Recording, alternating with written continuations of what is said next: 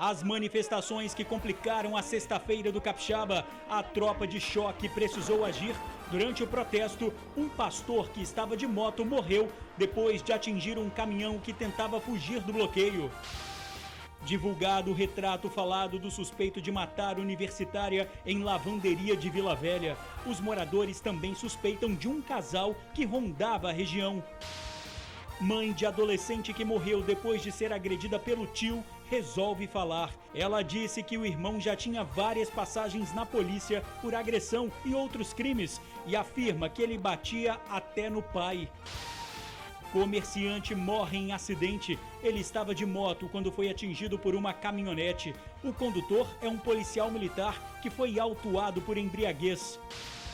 Ousados, assaltantes postam fotos com roupas que tinham roubado em loja. Eles foram presos por investigadores particulares. E o TN conversou com um jovem que passou mal e, em vez de ser ajudado, teve a carteira e o celular roubados por esse homem. A gente volta em um minuto.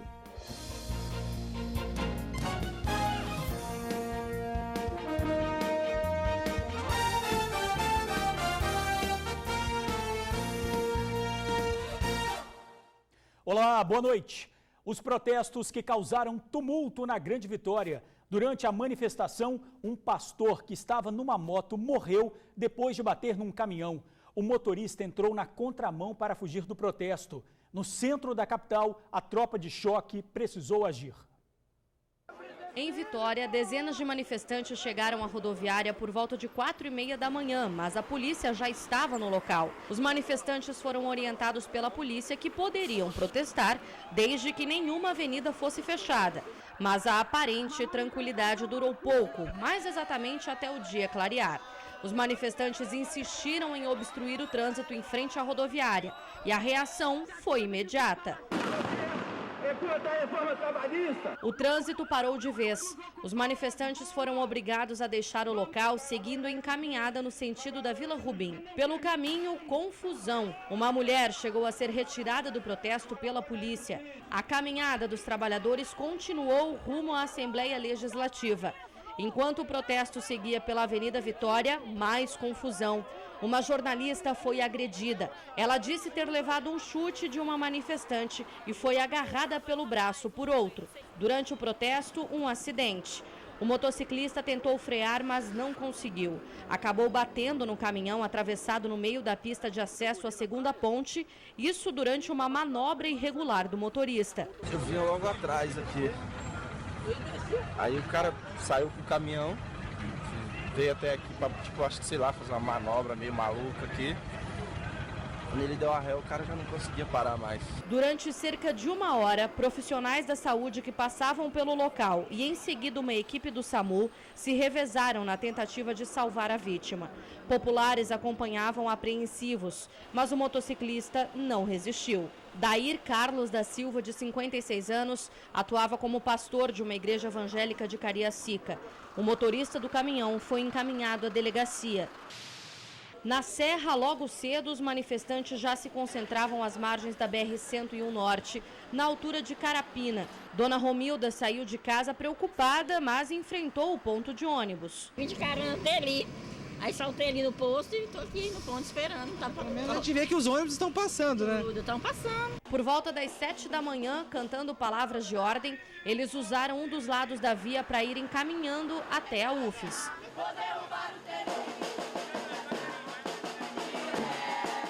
E o secretário de Segurança Pública fez um balanço do movimento e falou também da presença de mascarados durante a manifestação e do ataque a uma jornalista. O propósito foi esse, garantir que houvesse o direito de manifestação, que está previsto na Constituição, mas ao mesmo tempo que esse direito, o exercício desse direito, não prejudicasse o cidadão que não quer participar da manifestação ou que estava cumprindo seus compromissos. Nós estávamos conversando desde cedo, pedindo que não houvesse nenhum tipo de interrupção que prejudicasse o fluxo, especialmente da segunda ponte em direção à Praia do Canto. E, infelizmente, chegou um momento que a Polícia Militar não foi mais ouvida, os reflexos já estavam muito fortes no trânsito, impedindo o deslocamento das pessoas e houve a necessidade de uma intervenção. Tivemos uma jornalista que quase foi agredida na Avenida Vitória. Se não fosse a intervenção da Polícia Militar para proteger essa jornalista e a equipe, poderia acontecer um problema mais sério e mais grave. De que forma isso será investigado? A conduta dessas pessoas usando de máscaras, né, para não serem identificadas? Esses indivíduos foram identificados, foi uma atividade proativa da inteligência, especialmente da Polícia Militar, que agora vai fazer o seu trabalho. Quem tiver mantendo ou praticando algum ato contra o patrimônio ou a integridade das pessoas será preso. E no início da tarde, o trânsito ainda estava complicado em alguns pontos da capital. A cidade voltou do almoço assim, em ritmo lento. Pontos de bloqueio nas proximidades da Assembleia Legislativa deixaram o trânsito devagar, quase parando. Que trânsitozinho é esse no começo da tarde, né? Mas a gente tem que trabalhar e tem que aceitar a manifestação. Embora tenha diminuído em relação às outras. Paciência. Tá difícil. Eu vim de Jardim da Penha até aqui, 1h10, mais ou menos. Eu penso que você não deve obrigar o sujeito, o indivíduo, a alterar a sua rotina. Protesto é normal, né? Desde que você não interfira. Olha como é que tá. Gente que concorda, gente que não. No início da tarde, exatamente em frente à Assembleia, a multidão que se aglomerou hoje pela manhã já havia ido embora. Porém, vários policiais militares ainda faziam a segurança nas calçadas e na escadaria.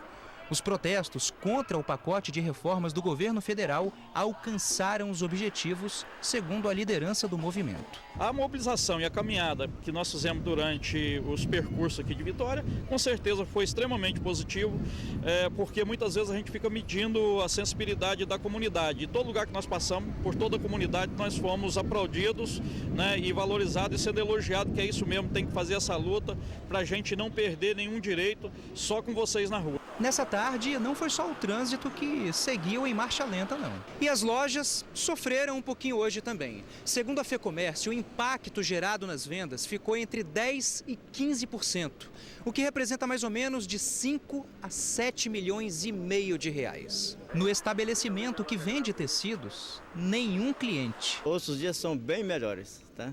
Hoje está devagar mesmo. E na loja de roupas, haja gogó do locutor para atrair alguém. E a promoção de shortinho a R$10 agora baixou, gente. Loja vazia, o locutor na porta queimando mercadoria para ver se vende alguma coisa. Porque início de mês está aí, os compromissos vencem. Bom, de acordo com a Secretaria de Segurança, 550 manifestantes participaram dos protestos. O caso da universitária encontrada morta dentro de uma lavanderia em Vila Velha. A polícia já tem um retrato falado e um casal que estava na região levantou suspeitas de moradores. A morte ainda é um mistério. Luísa Mariano da Silva, de 23 anos, foi assassinada dentro desta lavanderia, onde trabalhava há cerca de 2 meses. O assassinato surpreendeu os moradores e comerciantes locais. Eu fiquei muito surpreso, porque eu já estou aqui há muito tempo, já vi alguns assaltos à noite, mas de dia, assim, foi surpreendente, né? Porque de dia aqui é uma rua muito movimentada, tem câmeras, tem bastante, os comerciantes aqui são bastante unidos. E ver acontecer isso é muito estranho. O crime que deixa os moradores surpresos deixa a polícia intrigada. Luísa foi morta lá dentro, sem que houvesse qualquer pista aqui do lado de fora sobre o que teria acontecido. O que deixa a polícia intrigada é que lá dentro, em cima do balcão, foram encontrados 2 copos de água, o que sugere que ela pode ter sido morta não por uma, mas por 2 pessoas. Lá dentro, ela foi encontrada no chão do banheiro, com um fio do ventilador enrolado pelo pescoço, um corte no pescoço e vários furos do lado esquerdo.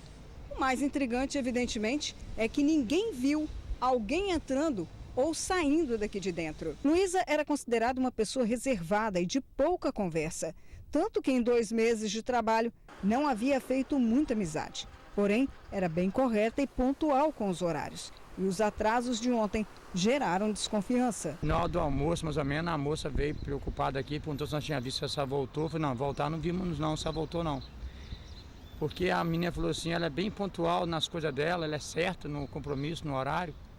Eu falei, realmente ela passa na hora de ir embora, hora de vir, tudo certinho. Quando veio depois da notícia que o tio foi lá, arrombou a porta e encontrou ela lá naquela situação. Moradores da região que não quiseram gravar a entrevista comentaram com a nossa equipe que antes mesmo de saber da morte da universitária, suspeitaram da atitude de um casal aqui na rua.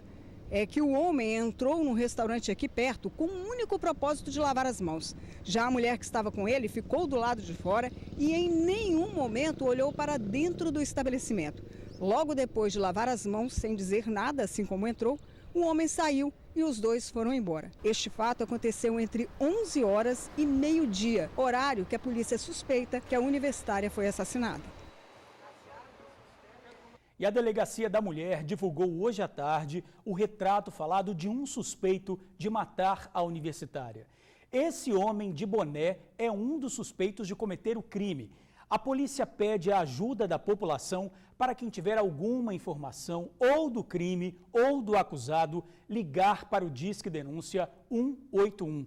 O sigilo é garantido. O delegado disse também que não vai passar mais informações para não atrapalhar a apuração do caso. Mãe da adolescente que morreu depois de ser agredida pelo tio resolve falar. Ela disse que o irmão sempre foi agressivo e já tinha várias passagens na polícia, mas nunca ficou preso. Dona Gisele acredita que a tragédia poderia ter sido evitada. Gisele resolveu quebrar o silêncio e falar da filha. Ela é a mãe biológica de Jéssica Nielsen. A adolescente de 15 anos morreu após ser agredida violentamente pelo tio no bairro São Geraldo, em Cariacica. Emocionada, Gisele relatou que o irmão sempre foi muito agressivo e que ela era a vítima constante. Tem ocorrências registradas, boletins de ocorrência, tanto meu quanto do meu pai, que ele era agressivo, muito agressivo, principalmente quando por ser usuário de droga e quando estava bêbado. Gisele contou que não tinha conhecimento do irmão também agredir fisicamente Jéssica. Ela não comentava nem comigo e nem com mãe. Por mais liberdade que ela tinha comigo, de a gente conversava sobre tudo, isso ela não relatou. Jean Carlos Nielsen dos Santos já tinha sido autuado por tráfico, posse e porte de drogas e lesão corporal por agredir a mãe e o pai. Essa tragédia talvez teria sido para mim. Como eu fugi, né, acabou acontecendo com outra pessoa. A mãe de Jéssica afirmou que, além de conviver com a dor de não ter mais a filha, tem sido alvo de julgamentos populares. Meu marido me deixou, mas minha filha, fui morar com os meus pais, mas por motivo dele me agredir muito, meu irmão, né, me agredir muito, eu resolvi ir morar na rua, literalmente. E deixei a Jéssica aos cuidados dos meus pais. E a gente está triste pela perda e triste pelas pessoas pensarem que nós fomos omissos, sendo que sempre fomos presentes na vida dela e a gente foi pego de surpresa. Eu queria ver ele morto da mesma forma trágica que ela morreu. O acusado do crime continua detido. Investigadores particulares prendem assaltantes de loja. Nas redes sociais, eles postaram fotos com as roupas que foram roubadas. Todo o produto roubado estava na casa do Hermiton Xavier de Jesus, de 33 anos, em Nova Rosa da Penha, na Serra. Ele foi preso acusado de roubar a loja desta senhora em Maria Ortiz, Vitória. O crime aconteceu no dia 12 de junho. Ele chegou com uma menina, né, dizendo que queria ver roupa para ela, dia dos namorados. Chegou o terceiro indivíduo, né, que eu achei que fosse um cliente, mas quando eu vi já era o terceiro elemento. E me botaram de trás do balcão, mandaram eu ficar sentada de cabeça baixa, que eles iam levar tudo. Depois que o terceiro assaltante entrou, a vítima já não podia fazer mais nada. O trio levou roupas, bonés e perfumes, deixando um prejuízo de mais ou menos R$20 mil.